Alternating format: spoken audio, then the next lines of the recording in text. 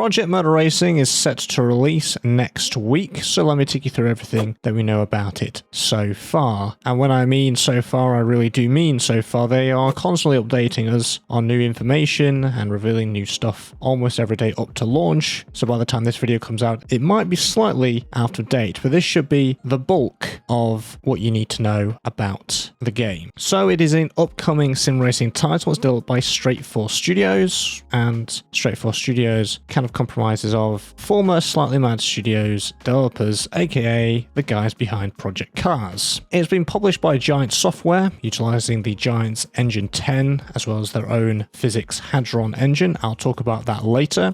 Giant Software, usually known for Farming Simulator, by the way. This releases on the 25th of November on PC, Xbox Series X and S, and PlayStation 5. I will put the release schedule on screen for you that they posted the other day, so you know when it's going to go live for your time zone. There are currently no plans for a demo version, and the sim will not enter early access. This is a version 1.0 states. And for the base game, there are roughly going to be 70 cars, 13 classes, 28 global layouts, single player career, online racing modes, in-game events, with packed 4-class race experience. Triple screens and VR support is planned, but not for launch. They currently have no plans to support VR on consoles at the moment. UTP telemetry data will be available as well. As for mods, they'll be available via the user-generated content portal, the UGC, on PC, PlayStation 5, Xbox Series X and S, so everybody gets mods. They've said that they are committed to supporting modifications across all platforms. However, similar to Farming Simulator, all mods will be subject to a formal testing and approval process prior to release. This requirement applies equally to console platforms where they encounter the same technical and policy limitations. And this does mean there are going to be no script-based mods due to platform restrictions which are not permitted on console. So things you'll expect are cars, tracks, liveries and setups, and all mods are free. And they are going to be dropping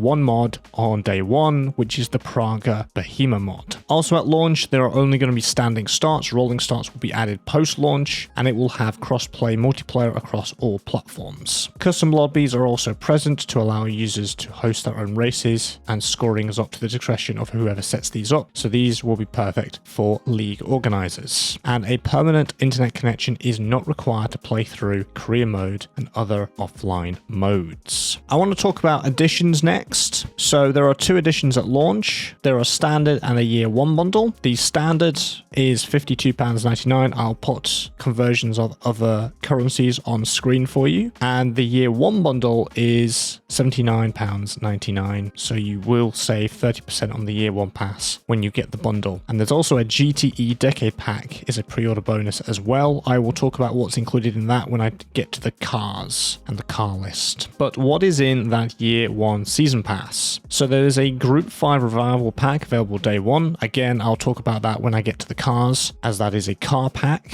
And then the next upcoming packs will include more than 30 cars and 3 tracks. So the first one is the Japanese GT500 pack. So it's current GT500 mixed with early 2000s, 1 Japanese track, and this is expected roughly January to March time 2026. That may be subject to change. That's just a rough estimate at the moment for release window. The same with all these. Just bear that in mind. Then there's the GT Legends pack, which is mid 60s to 70s GT cars, 1 US track, expected April to June time next year. And then we've got the V8 Power Pack. This is current gen V8 Evos, the 2013 CUTFs, the current gen Trans Am Chargers, 60s, early 70s era, 1 US track, and is expected July-September time next year. And then we've got the Endurance Racing expansion for Q4 2026, so October to December time, so basically a year from now. 2 new classes, 1 track with GTP and LMP1. Now let's get into the most important thing, the cars, the car list. And I'm going to do this and I'm going to group them with the classes. So as I said, there are 70 cars, but there are actually more than 70 cars in this list, because I will also include the list for the Group 5 Revival Pack and the GTE Decade Pack, which I don't believe is included in the number of confirmed for the base, although I'm not 100% sure on that. So with the 13 classes, let's start with LMDH. There's the 2024 Lamborghini SC63 LMDH, the 2025 Aston Martin Valkyrie Hypercar, the 2023 Porsche 963, the 2023 Cadillac V-Series R, the 2023 Toyota GR10, the 2023 2023 Acura ARX6, the 2024 Alpine A424, the 2023 BMW M Hybrid V8, and the 2024 Peugeot 9X8. For LMP, there is the 2002 Audi R8 LMP 900, the 1999 Panache LMP1 Roadster S, the 2002 Cadillac Northstar LMP2, the 1999 BMW V12 LMR. For GT3, there's the Audi RS LMS GT3 Evo 2, the Lamborghini Huracan GT3 Evo 2, the 2022 Aston Martin Vantage and the Aston Martin Vantage GT3 Evo, the Ford Mustang GT3, the Porsche 911 GT3 R992, the Mercedes AMG GT3, the Acura NSX GT3 Evo, and the Chevrolet Corvette Z06 GT3R. For GT4, the 2020 Alpine A110, the 2020 Audi R8 LMS, the 2022 Aston Martin AMR Vantage, the 2025 BMW M4 Evo, the 2017 Chevrolet Camaro ZL1R, the 2024 Ford Mustang, the 2020 Mercedes AMG, the 2020 Porsche 718 Cayman GT4 Club Sport, the 2023 Toyota GR Supra GT4 Evo, and the 2023 Nissan Z. For GT, we've got the Lister Storm, the Salem S7R, the Lamborghini Murcielago RGT, the Aston Martin DBR9, the Chevrolet Corvette C5R, the 2005 Chevrolet Corvette C6R, the 2003 Chrysler Viper GTS-R, and the Maserati MC12 GTR. For NGT3, we've got the Gillet Vertigo, the Mosler MT900R, the TVR Tuscan T400R, the Morgan Aero 8 GTN, the Marcus Montara LM600, the Porsche 911 996 GT3 RSR, the BMW M3 GTR, and the Dodge Viper Competition Coupe. For GT1, we've got the Panache Esperante GTR1, the Porsche 911 GTR 98, the Lotus Elise GT1 1997, the Mercedes-Benz SLK LM, the Nissan R390 GT1, and the Toyota GT1. For GTO, we've got the 1989 Chevrolet Camaro Z28, the 1989 Mercury Cougar XR7, the 1990 Mazda RX-7, the 1989 Audi 90, the 1989 Nissan 300 ZX Turbo. For Group C, you've got the Porsche 962C, the 1991 Mazda 787B, the 1989 Mercedes-Benz Sauber C9, the 1990 Jaguar XJR9, and the 1989 Nissan R89C. For Sports Car 70, there are two in here from 1970, the Lola T70 MK3B GT and the Porsche 917K. And then we've got some of our Cup cars. So we've got the MX-5 Trophy, which is the 2017 Mazda MX-5 ND spec, the 992 Trophy, which is the 2024 Porsche 911 GT3 Cup, and then we've got the 964 Trophy, which is the 1990 Porsche 911 Carrera Cup 964. Now for the GTE Decade Pack,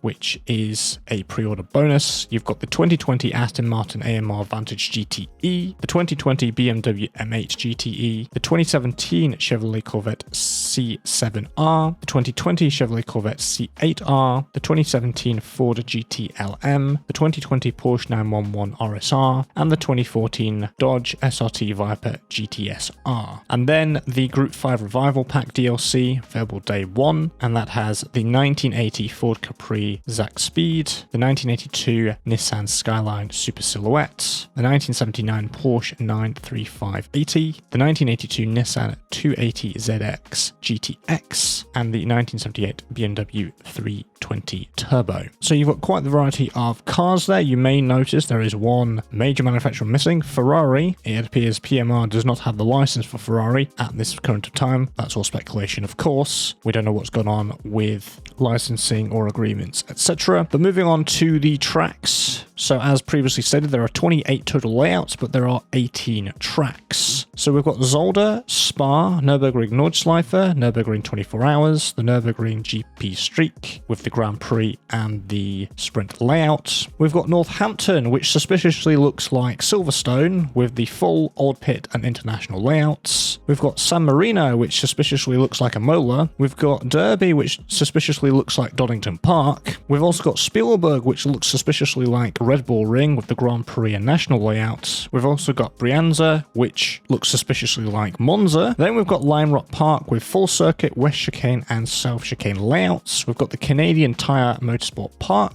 Sebring Raceway, which has Grand Prix 3 short and club layouts, Daytona International Speedway road course, and then we've got Lexington, which looks suspiciously like Mid-Ohio with the no chicane and chicane layouts, and Mount Panorama, Kyalami, and Interlagos. And as you could probably tell there, it seems that they don't have the licenses to use the names of some of those tracks, which is why they've had to come up with their own version of the real life track there. Next, I want to talk about the career. So you begin by picking from 3 preset starting budgets to craft the narrative that you want from career modes. They say 3 options, there's actually 4. So option 1, you can opt to start with around $75,000, which gives you some freedom to choose in which amateur or low-level car you begin your career in. Option 2, if you want to jump straight into GT3 or other similar classes in the middle of the ladder, an option exists to start with roughly $600,000 in the bank, enough for a car and to register for your first championship. Option 3, for those that want to chase immediate legacy and glory, you can opt to start out with the $2 million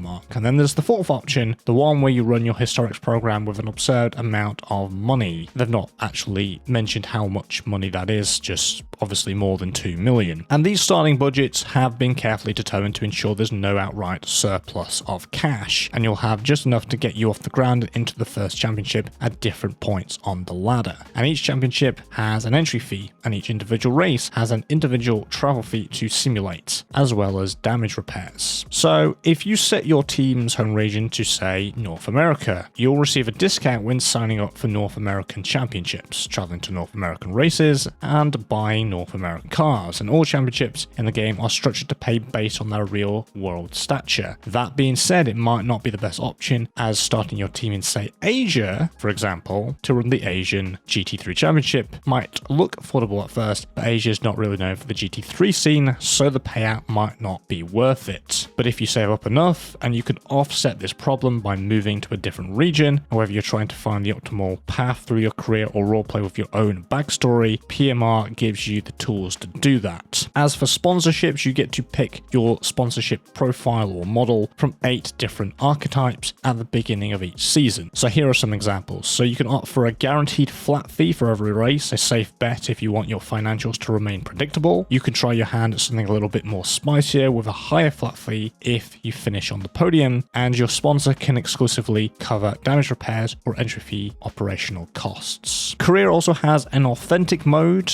with no restarts and is toggled on by default because this is the intended mode of play. I believe the AI is also locked at 100 as well, so that the max that you can go up against. So if you want to change that, you'd have to turn authentic mode off. And your goal isn't to win a bunch of championships and collect all the cards, it's to survive financially from the weekend to weekend and approach each event the way real race teams do. So the devs want you to fear a wreck in front of you the way real drivers do. They want you to be dejected by a 5th place finish. They want that gut-wrenching feeling that happens when the rear end breaks loose and you're barreling towards the wall, knowing that this is the end of your season. But they also want you to be elated when you come out of the final corner to live to fight another day. They basically want it to be a more replication of real life motorsport and its consequences, which I think a lot of people are looking forward to. One of the major selling points for this title. Now there is career, but there's also online, so let's talk about that. This is without subscriptions, rental fees, or premium passes. What you buy with the base game is what you get. There are scheduled start times, there are weekly championships, there's crossplay for console and PC racers, as they will be sharing the same physics and the same races. You register before the countdown ends, you get placed into a lobby with similarly skilled drivers, split if there are more entrants than the grid supports. You run your qualifying events, followed by the race. And then there's what they call the social races. These are more of the beginner-friendly races. So these are more for the casuals, not say ranked. So these are 15-minute casual events. There's registration, qualifying, and a race format. This is without rankings or points pressure and has a frequent start time of every 15 minutes. So this is beginner-friendly, great for warm-ups and testing gear. Then there's the factory driver challenges. These are time trial events that pair legendary cars with iconic tracks, where you get to to match or beat real-world pole times. There's also the Endurance Hall events. These are long-form racing on your own schedule. So these are 200 to 300 kilometer showcases that mimic legendary real-world races. There's also custom lobbies where you get to host your own races without renting servers. As for ranked racing, these are going to be 20 to 60 minute events, and your race results will be automatically scored by your monthly championships, and your best 2 results from each week will count, and a championship winner will be decided when the month is over. It does also include a license test, so every driver must pass a license test at Lime Rock Park before competing in ranked online. You finish within a set time, prove you can complete 8 laps versus AI at competitive pace, and you pass if you finish in or under the 8-minute 20 mark. And this time gain ensures clean, controlled driving and not aggression or luck. If you fail, you can try as many times as you want. You pass cleanly and your performance sets your initial skill rating. So ranked racing has 20-minute trophy spec races, has up to 60-minute endurance events, and there are going to be multiple championships per class. For example, there would be a GT3 Europe and a GT3 North America. There are no region locks either. You race wherever you want, and it has the functionality to gate events by a minimum driver rating as well as a minimum win count. And at launch, winning a race in any split of the ranked online championship unlocks the ability to participate in Group C and LMDH races. They've also outlined about penalties and fair play with this, so extreme behavior will result in an instant disqualification, and they suggest don't driving backwards, cutting large areas of the circuit, as you'll be immediately disqualified from that session. Time penalties will also be issued for false starts, pit speeding, track cuts, and off-track gains, so minor mistakes are forgiven, intentional shortcuts aren't. And there is going to be a report system, so a protest tool is in place for ranked racing, and this should be used for intentional wrecking, cheating, and malicious play. It should not be used for normal racing incidents, and the protest system is designed to issue suspensions for major instances of unsportsmanship or malicious conduct, and players who encounter gamesmanship, griefing, hacking, and wholly destructive play are encouraged to document and report the offending user at the first available opportunity. Details on how to submit a report will be released November 25th on their FAQ. And they've also mentioned that the online structure will grow with the community. You can expect new championships, special events, and sponsor races, and schedule tweaks based off of feedback. So how does this all tie in and work? There are scheduled start times. Races run every hour or 2. You register, pick your car and your livery. There's also the championship format, so each championship lasts for 4 weeks with tracks rotating weekly. Only your best 2 results per track count. There's a drop in flexibility, so race the full season or just the cars and tracks that you enjoy. And there are also divisions, so drivers are split by rating, so battles happen across the grids. And this uses a 0 to 100 driver rating system. There's a license test that sets your baseline, and there are class-specific ratings. So GT4 skills don't carry over to Group C prototypes. Each car class tracks its own rating, so you'll always face equally skilled opponents. And because there's crossplay, there is cross-platform championships, which unite players across all platforms. Because it's the same license test, and there's no artificial divide between console and PC. Moving on to leaderboards now, there are going to be 2 leaderboards. There's a factory driver mode, and this is what most would call the time trial, and PM1 is calling it the factory driver mode. It's a collection of legendary car and track pairings, things like the Corvette C5R at Daytona, or match Ben Collins' time in the Leicester Storm GT at Northampton, exactly as he ran them in Dull Elements, or the IMSA pole pace at Mosport in modern GT3 machinery, or taming the Lamborghini SC63 around the Nordschleife.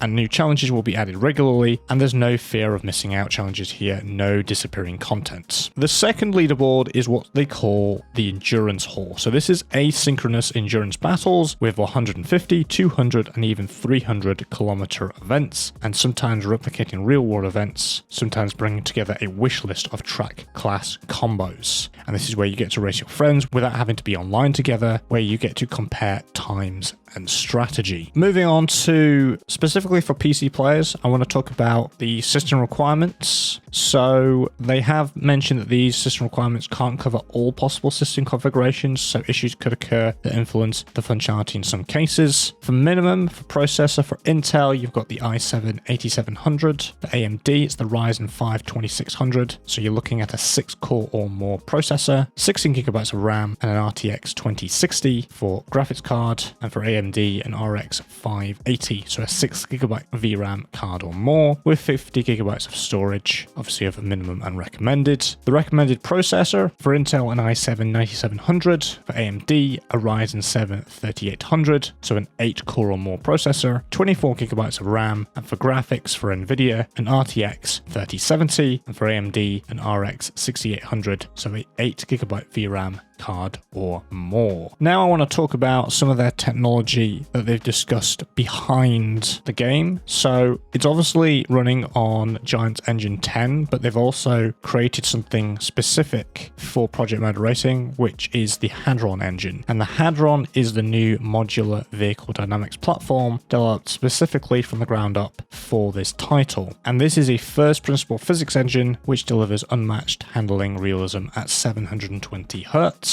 And a new open topology multi-body vehicle solver. The internal combustion engine and turbocharger model is using a one-dimensional pressurable fluid dynamic simulation that allows for effects like turbo lag or backfires and defects like dieseling or knocking with exhaust gas that impales the virtual airspace around the car. There's more natural non-linear throttle control due to the torque response that is dynamically emerging from the fluid and combustion simulation, and the modular drivetrain running at 7,200 Hz, supporting all clutch, differential, and gearbox configurations. There is accurate force feedback taken directly from the tie rod and the piecewise aerodynamics models, where wings, winglets, or the undertray can affect each other. There's also fully dynamic tire simulation, comprising the carcass simulation using a finite element approach for full elastic modeling with emergent behaviors such as vibration, telescoping, and twisting, as well as a tread simulation that includes a discretized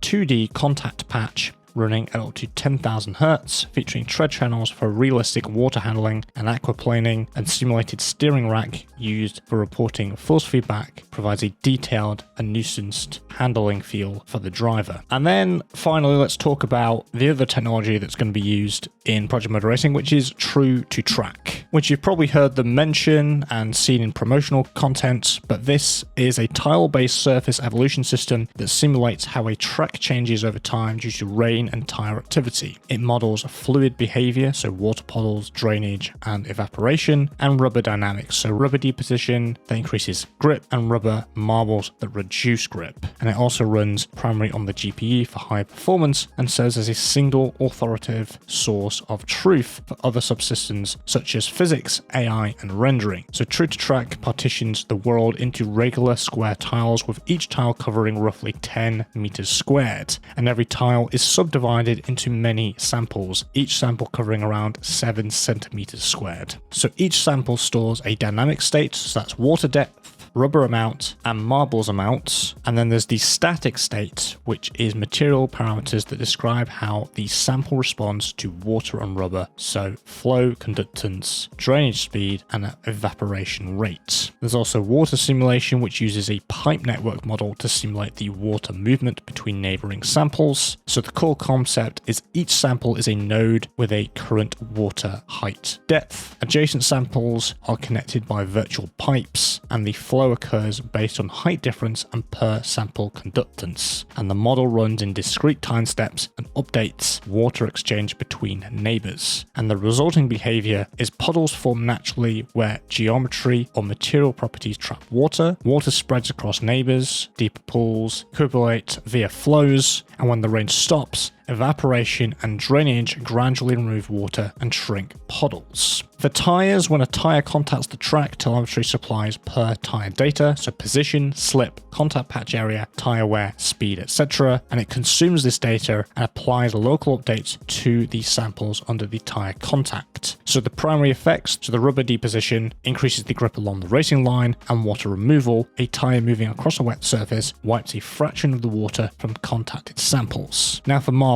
Marbles, for those people that don't know, are small chunks of rubber torn away from tires and deposited off the racing line. So for generation of these marbles, they are driven by telemetry, so slip events, lateral forces, tire wear, and sudden transitions like lockups. Each marble event includes a spawn position, contact point, and and emission direction derived from tire velocity and lateral forces. There's also trajectory and deposition. So marbles are deposited along a trajectory determined by emission direction and velocity. Samples where marbles land accumulate marbles amount value. Tires impacting a marble covered area remove some marbles as they adhere to the tire. As for the effect on grip, marble accumulation reduces local grip, so loose rubber on top of the track, and physics reads marbles amount to reduce the friction when a car drives over them. And as mentioned before, it also powers other aspects of the sim. So for physics, it queries local water depth, rubber and marbles. It uses this data to compute tire forces, slip hydroplaning thresholds and braking distances. For AI, it uses surface condition maps to choose racing lines. It prefers dry or rubberized lines over wet ones, and it avoids areas with marbles or deep water where grip is poor. And for rendering and effects, the visual systems query true to track to render puddles and modify surface materials with water and rubber. Data also drives dynamic spray particle effects. In conclusion, the water flows, the line rubbers in, marble accumulates, and the grip map evolves lap by lap, informing what the feel through physics, how AI chooses lines, and what you see on screen. But I did want to go through everything that they went through, which was a bit more complex, so you have a full understanding of exactly how these systems work in Project Motor Racing. And that is it. That's everything we know so far about Project Motor Racing. That comes out on the 25th of November, this coming Tuesday at the time this video is going out. And I'd like to know your thoughts about it in the comment section below. If you enjoyed this video, you found it helpful and informative, like to see more content like this one, make sure you are subscribed. And if you're new here, I cover the latest racing and simulation and news and updates, so if that interests you, stick around and I'll see you in the next one. Take care.